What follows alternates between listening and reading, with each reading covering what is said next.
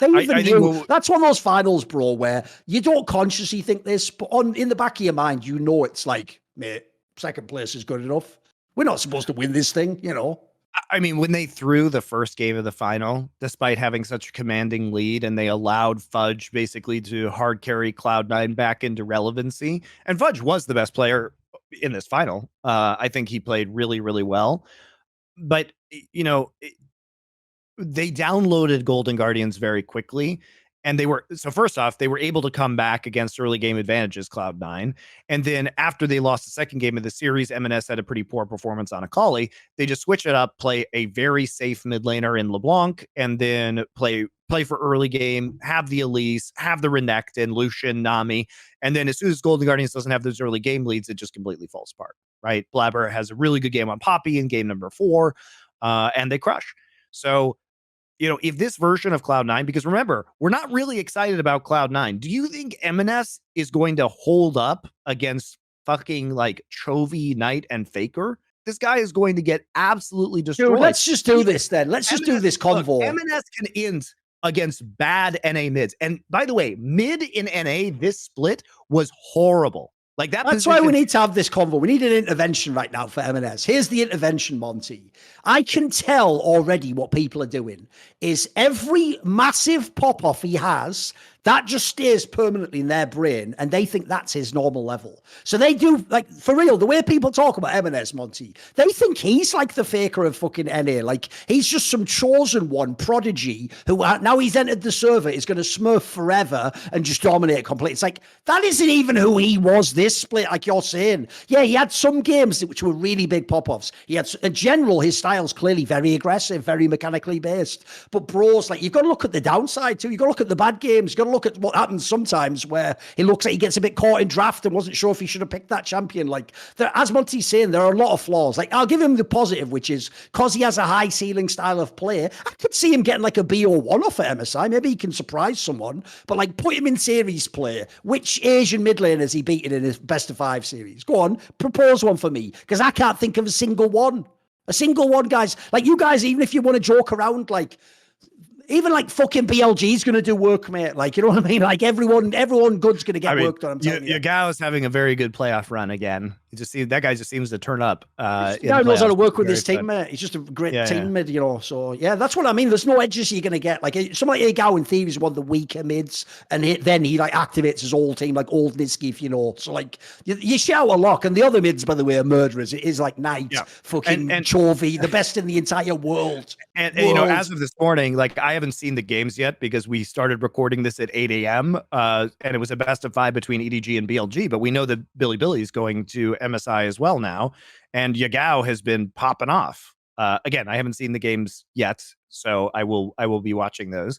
But it's been a really good playoff run for Billy overall. They made it from, you know, round 2 of the playoffs through 2 single elim matches, and then barely lost to JDG, and then followed it up by beating OMG and EDG to make it to the finals. Like, they've had to play what 1, 2, 3, 4, 5, 6. They had to actually do almost the entire bracket of LPL playoffs, and they've been consistently winning, barely winning at times, but they pulled it out. So, you know, if we're talking about Cloud9 against, and we know that Caps is going to MSI because G2 is already qualified. So if the answer is Vitality is the other team that's going to MSI, I mean, Perks is probably, in terms of individual ability, the closest player outside of NA from a major region. But with Emenes, he has stepped up and filled a void, but you have to consider how fucking weak mid was in LCS this split. Like, Gory was the best mid laner. Like, yeah, it was bad.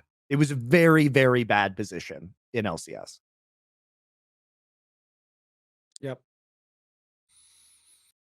So yeah, I don't know, man. Like, I think NA, everybody was so excited about NA at the start of this split because it looked like there would be a lot of parity, but instead what we saw was actually, I think, pretty significant weaknesses You know, one thing I overall. will say though, because we didn't touch that much overall on Cloud9, I would actually say this.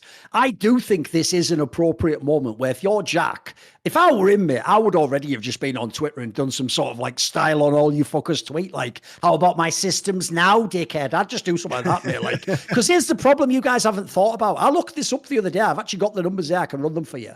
If you look in the LCS, you can roughly divide the LCS almost into two halves, right? Because it goes like 2013 to 2017 and then 2018 to like this year. So you get like one extra split, Monte. And over that time span, here's how it went. So the first 2013 to 2017, obviously TSM won 6 titles and we're in all the finals. Everyone remembers that. Cloud9 got 2 titles. Not bad, right? You win during that. In the latter period, everyone's going to remember, right? TL dominated, right? They had the 4 titles in a row. Cloud9 in this latter period has won 4 titles.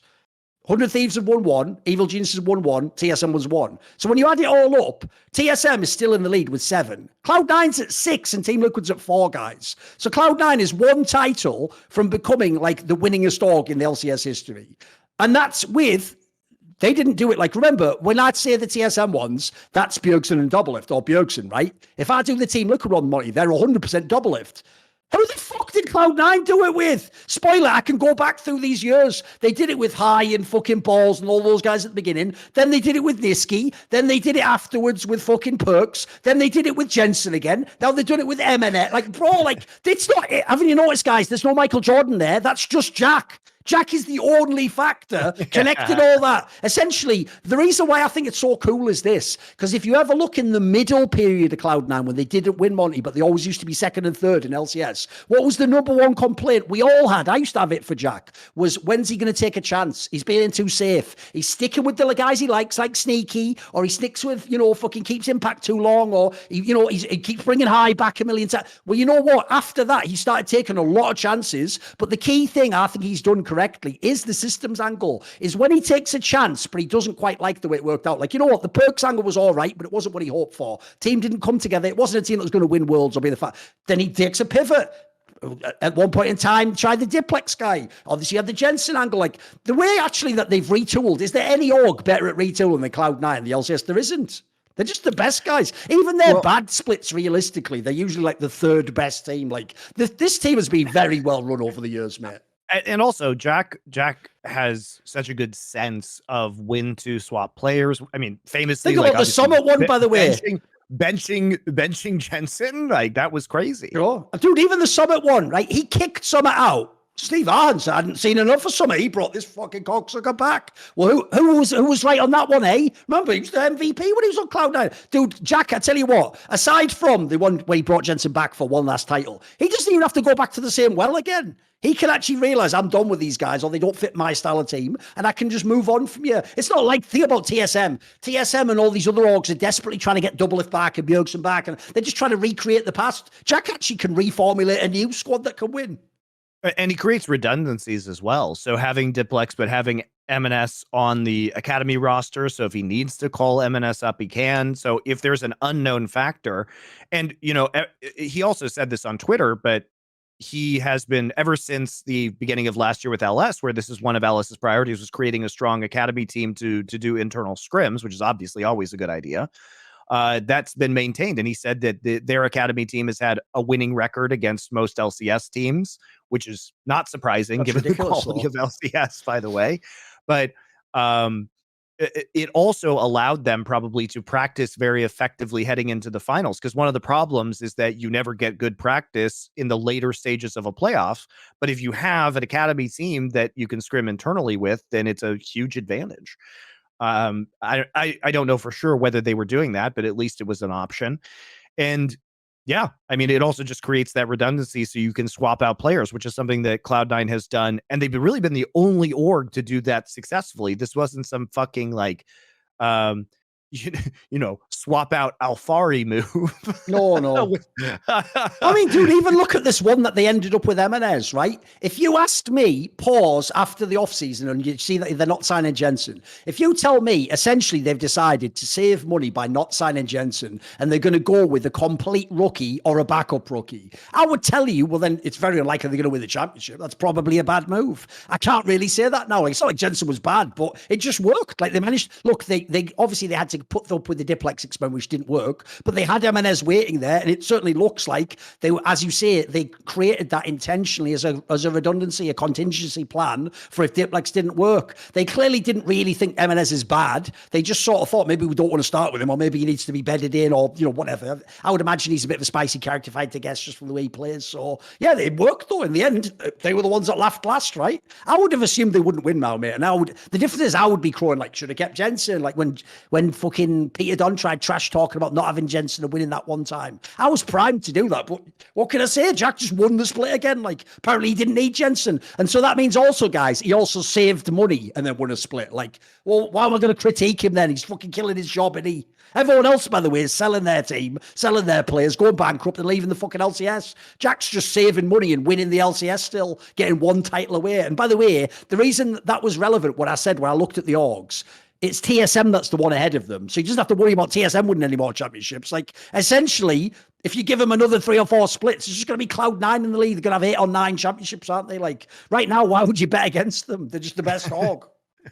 And for those people who, say that, who are laughing at the systems and saying that, oh yeah, well, LS, it wasn't about winning domestic titles. It was about doing well internationally. Guys, I think LS is very smart. I loved seeing the innovation he brought to the LCS. But do you really in your heart believe that mid Ivern was going to be the way that NA beat Genji? Guys, the region just sucks, okay? There's no hope for international success. The practice environment is trash. It changes good players into being bad because they can't practice properly. The region is very small. There isn't a large enough player base to be competitive, to push these players to the limits like you can get in Asia. You can't practice, in Korea and China, those teams all practice against each other. It's a much higher stakes, much more competitive environment, okay? So when you come back at me when I say Cloud9 systems are clearly effective, which they are, guys, because they keep doing this. They keep being creative about their rosters. They keep creating redundancies. They swap out players when it's necessary. They make aggressive roster moves. And while they hold on to the players, like Jack has held on to Blabber because Blabber is the best jungler in North America, and he has been for years at this point in time. He holds on to the core players, but when those players start to get washed, he is the first to recognize it, and he ditches them immediately and replaces them with up-and-coming talent, and he's got a great eye for talent. Oh, yes. There isn't a way. LS could be the best coach in history, and he would not make NA win. Song is the current world championship coach. He coaches FlyQuest. FlyQuest couldn't even make MSI, guys. Okay? See more cool, funny, interesting clips based on topics from my content? Well, subscribe to this channel then, or, be a pleb and don't.